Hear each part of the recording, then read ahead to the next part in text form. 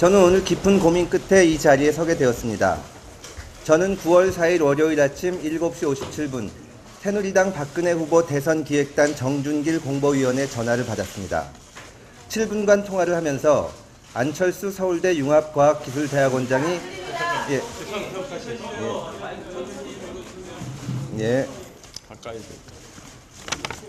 다시 하겠습니다. 죄송합니다. 저는 깊은 고민 끝에 오늘 이 자리에 서게 되었습니다. 저는 9월 4일 월요일 아침 7시 57분 새누리당 박근혜 후보 대선기획단 정준길 공보위원회 전화를 받았습니다. 7분간 통화를 하면서 안철수 서울대 융합과학기술대학원장이 대선에 출마할 경우 뇌물과 여자 문제를 폭로하겠다고 협박하며 대선 불출마를 종용했습니다. 대선을 앞두고 새누리당이 자행하고 있는 이 같은 일은 차마 상상하기도 어려운 일입니다. 민주주의에 대한 명백한 도전이며 새로운 변화를 바라는 국민에 대한 협박입니다. 이것은 중대한 범죄 행위입니다. 우리 국민의 변화 열망을 구시대의 낡은 방식으로 짓밟는 행위입니다. 안철수 원장에게 확인한 결과 이는 전혀 사실이 아닙니다. 한치의 의혹도 있을 수 없는 일입니다. 새누리당 대선기획단은 국민에게 사과해야 합니다. 또 이러한 범죄 사실에 대해 사전에 알고 있었는지, 공모했는지 공식적으로 밝혀야 합니다. 아니라면 대선기획단의 음모와 활동에 대해 어떤 조치를 취할 것인지 분명한 입장을 제시해야 할 것입니다. 경위를 말씀드리겠습니다. 폭로하겠다는 구체적인 내용은 다음과 같습니다. 첫째, 안철수 연구소 설립 초창기인 1999년 산업은행으로부터 투자를 받았는데 그와 관련하여 투자팀장인 강모 씨에게 뇌물을 공여했다. 둘째, 안철수 원장이 목동에 거주하는 음대 출신의 30대 여성과 최근까지 사귀고 있었다. 정 씨는 구체적인 근거는 말하지 않은 채 우리가 그걸 조사해서 다 알고 있다. 그걸 터뜨릴 것이기 때문에 대선에 나오면 죽는다. 라고 말하면서 안철수 원장에게 그 사실을 전하고 불출마하라고 여러 차례에 걸쳐 협박을 했습니다. 이런 식으로 있지도 않은 사실을 가지고 폭로하겠다고 협박하면서 불출마를 종용하는 것은 국민과 헌법에 대한 중대한 도전입니다. 또한 최근 언론에 보도된 경찰의 안철수 원장에 대한 사찰 논란 및 우리가 조사해서 다 알고 있다는 정 씨의 언동에 비추어 볼 때 정보기관 또는 사정기관의 조직적인 뒷조사가 이루어지고 그 내용이 새누리당 측에 전달되고 있지 않느냐는 강한 의심이 듭니다. 최근 일부 언론에서 적법한 방법으로는 도저히 파악할 수 없는 개인정보를 보도하고 동일한 사안에 대해서 동시에 취재가 이루어지는 것에 대해서도 상당한 의구심이 듭니다. 이와 관련해 일부 언론 뒤에 숨은 보이지 않는 거대 권력이 현 상황을 지휘하고 있지는 않은지 강한 의문을 갖게 됩니다. 근거 없는 유언비어의 근원지와 조직적 유포에 대한 제보가 속속 이어지고 있는 것도 사실입니다.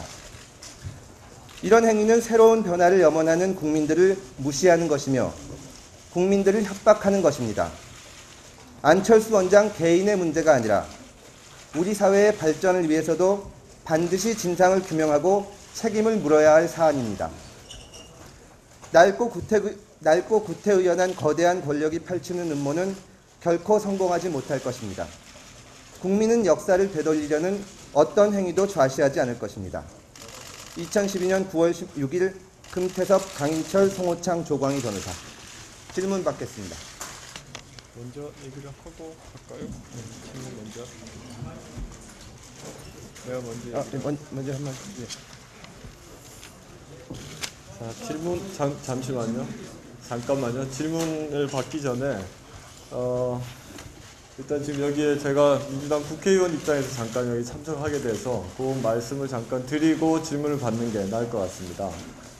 저는 많이 이렇게 알려진 것처럼 여기 오늘 이 자리에 한 금태섭 변호사나 안철수 원장과의 개인적인 그 친분 관계 때문만이 아니라 저는 지금 이번 국회에서 지금 진행될 예정인 민간인 불법 사찰 국정조사 진상조사 특위의 민주당 위원으로서의 자격으로 이 자리에 참석하게 되었습니다.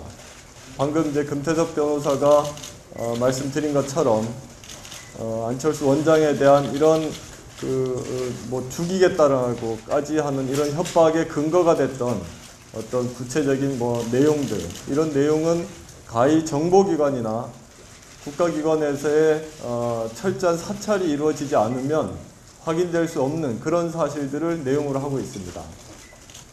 게다가 우리 새누리당의 박근혜 후보 역시 이 정부의 민간인 불법 사찰에 본인이 피해자이기도 하다라고 하는 증언까지 한 바도 있습니다.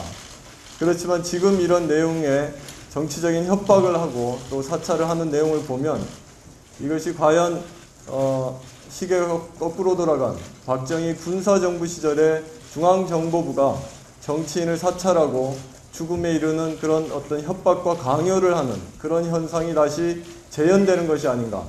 그것이 바로 우리 시대를 이렇게 수십 년 동안 민주주의를 일궈왔던 그 노력을 하루아침에 물거품으로 돌리고 다시 역사의 시계를 거꾸로 돌리는 것이 아닌가 하는 중대한 위기의식 때문에 이 자리에 함께하게 되었습니다. 조만간 지금 정기국회가 진행되면서 민간인 불법 사찰에 대한 국정조사가 국회에서 이루어질 것입니다.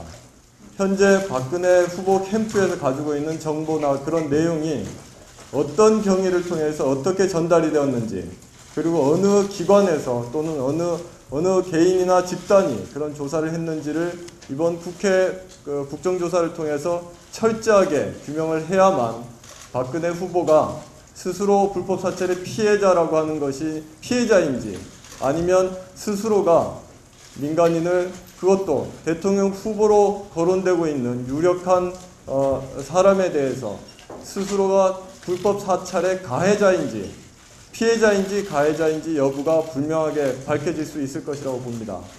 얼마 전 이명박 대통령과 2시간 동안 독대를 하면서 그 내용이 오고 갔는지, 박근혜 후보가 이러한 안철수 원장에 대한 사찰, 뒷조사의 내용을 알고 있는지 그 여부에 대해서 분명하게 직접 해명하지 않으면 박근혜 후보가 지금껏 입에 담고 있는 국민의 통합 지도자로서의 모습이 전혀 아니라고 해야 될 것입니다. 뿐만 아니라 이런 민간인 불법 사찰, 이런 과거의 군사정부 시대에 있었던 이런 구태 정치의 행태가 다시는 우리 이 시대에 발붙이지 못하도록 하는데 책임 있는 자세를 취할 것을 촉구하는 바입니다.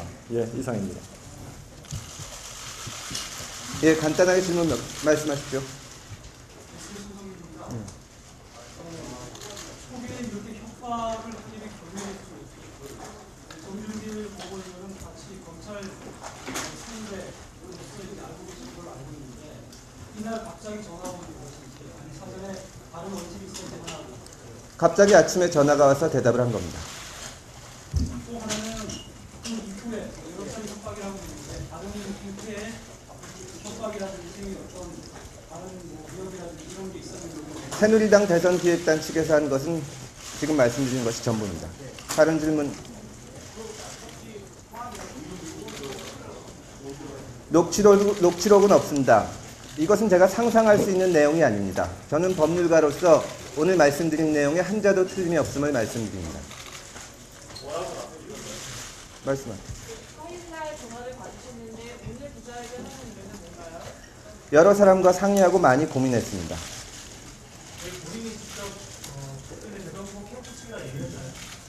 원래 아는 사이니까 그런 얘기는 없었습니다. 마지막으로 질문 한 개만 더 받겠습니다.